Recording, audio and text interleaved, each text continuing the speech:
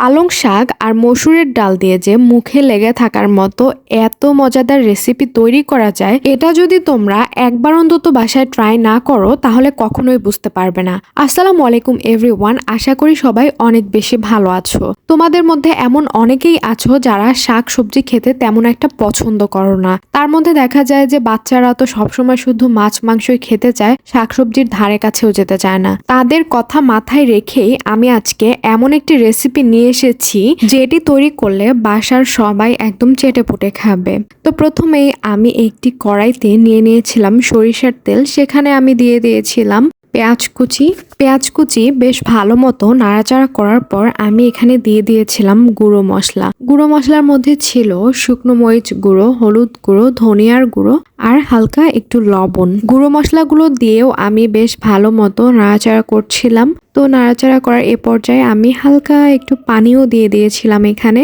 মশলাগুলো কষানোর জন্য। তো এই তো আমি মশলাগুলো কষিয়ে নিচ্ছিলাম বেশ ভালো মতো। মশলাগুলো মোটামুটি কষানো হয়ে গেলে আমি এখানে দিয়ে দিয়েছিলাম মসুরের ডালগুলো দিয়েও আমি হালকা একটু ভাজা ভাজা করে নিচ্ছিলাম।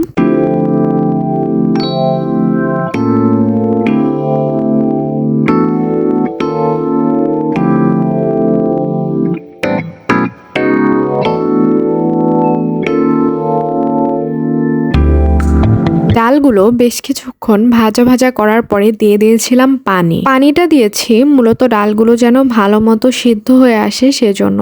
তো এই পর্যায়ে আমি ঢাকনা দিয়ে ঢেকে দিয়েছিলাম ডালগুলো যেন ঠিক মতো সিদ্ধ হয়ে আসে। তারপর আমি ঢাকনা উঠিয়ে নামিয়ে দেখছিলাম, মাঝে মাঝে একটু নেড়ে চেড়েও দিচ্ছিলাম। মসুরের ডাল দিয়ে আসলে অনেক সময় অনেক ধরনের রেসিপি তৈরি করা হয়, কিন্তু শাক দিয়ে যখন একটা রেসিপি তৈরি করা হয় সেটা আরো অনেক বেশি ইয়ামি হয়। যাই হোক, তো ডালগুলো মোটামুটি সিদ্ধ হওয়ার পর আমি পালং শাক দিয়ে দিচ্ছিলাম। এখন পালং শাকগুলো আমি মূলত কুচি কুচি করে কেটে রেখেছিলাম।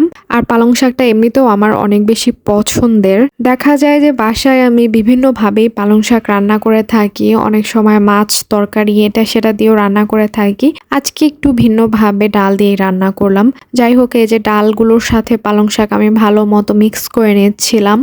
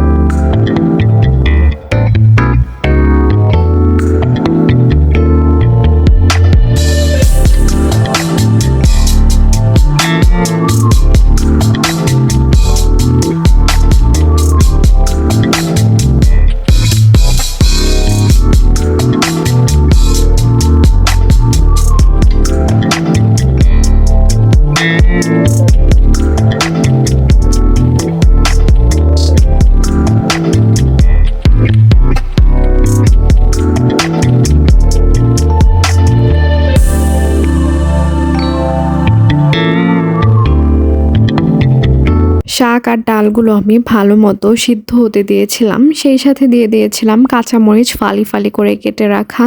এ পর্যায়ে আমি ডালগুলো বাগার দেওয়ার জন্য নিয়ে নিয়েছিলাম একটি কড়াই, সেখানে দিয়ে দিয়েছিলাম সরিষার তেল, সেই সাথে নিয়ে নিয়েছিলাম শুকনো মরিচ, পেঁয়াজ কুচি আর কিছুটা রসুন। তো এই সবগুলো আমি একসাথে বেশ ভালো মতো নেড়ে চেড়ে নিচ্ছিলাম।